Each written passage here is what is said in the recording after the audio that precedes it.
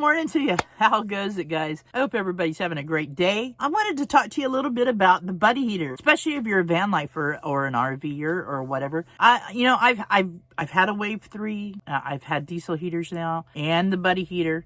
I even had a Black Cat Coleman heater, which they don't sell anymore. That was an awesome heater. I gave that away when I got my Wave 3 and my diesel heater.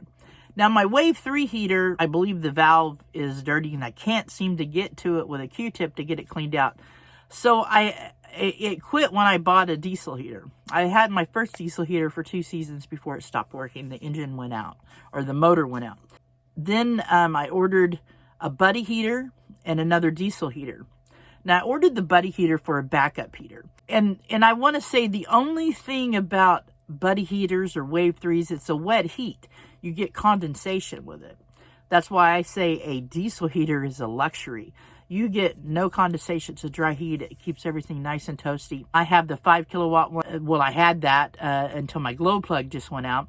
So I ordered a new glow plug, but it kept my van warm easily. And I have a bread truck, if you didn't know, which is, a bigger space. Buddy heater, thank God I bought that, because when my diesel heater went out the other night, I had no heater. So luckily I had that as a backup heater. I also have a little container, a little metal thing that you set on a camp stove, and it'll heat it up in an instant in here.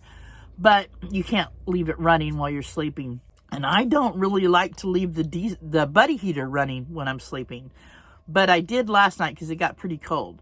But as you can see here, I had a window cracked open with a fan in front of it. I had the vent above me cracked open. And I had a front window cracked open and a window above the sink cracked open. And so I had good circulation and ventilation. So I didn't mind having it on low. It kept it toasty warm even with all those windows open. And the reason I worry so much about it, not just me, I have cats in here and they're sensitive to that stuff. But I kept fresh air in here and it worked out well. I don't have any heat on right now. The sun came out and it's not very chilly today. Well, it's about 40 degrees. It's not that cold to me. A little too cold to put the cats outside yet in their tent, but it's warming up. But I just have to say the buddy heater for a win on this as a backup heater. And if you'll look on the buddy heater, that fan is a game changer with the buddy heater. I imagine it would be with a Wave 3 too. I didn't think about this. I didn't learn about this until my Wave 3 had quit working. So that fan is a total game changer with the buddy heater, because if you've ever used a buddy heater, the heat rises straight up on it. I mean, like right out of the top. I put that fan on top, and I have a little wire wired to the top of the handle of it, and then wired it to the top of the buddy heater and just let it slant down like this. Keeps the floor warm, and man, it pushes that heat out well. And all that is a little fan for like a wood stove. I learned about it from a camping channel. They had a fan that had it was like a double fan, and I couldn't afford it at the time. I was going to order one of those, but it was like $75. But this one is only $25 on Amazon. I ordered it, and yes, it's a game changer if you're using a buddy heater, and I imagine it would work great with a Wave 3 too. So if you guys are using that for main heat, you should think about that, even if you're using it for backup heat. But I must say, like I said in the previous video, having backup is the best thing to do. Always have a backup plan. 1 is none, 2 is 1, definitely. Yeah, I will swear by the buddy heater as a backup heater. The downfall to it is the condensation. Like this morning, I had to get up and wipe down my windows. It was pretty good condensation in here. But also what helped that too is the circulation. That was definitely a plus. Circulation definitely, and good ventilation. That is a must.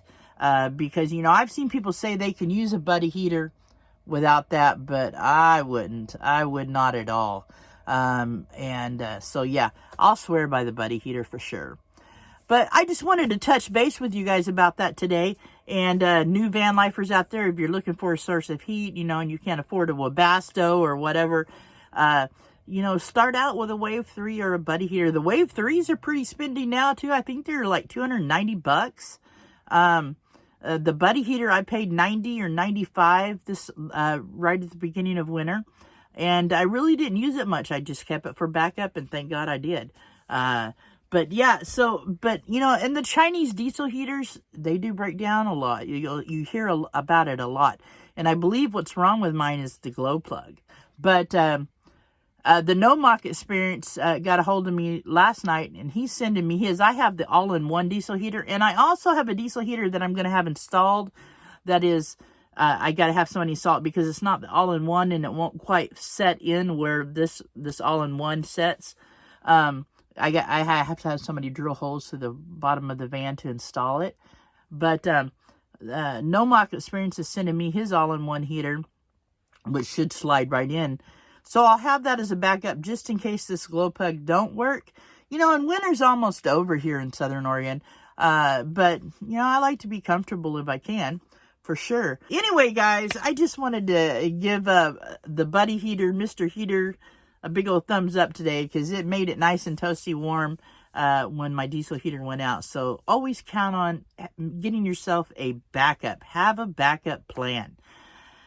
All right, that's all I got for you today, guys. Take care of yourselves. Take care of each other. Peace out.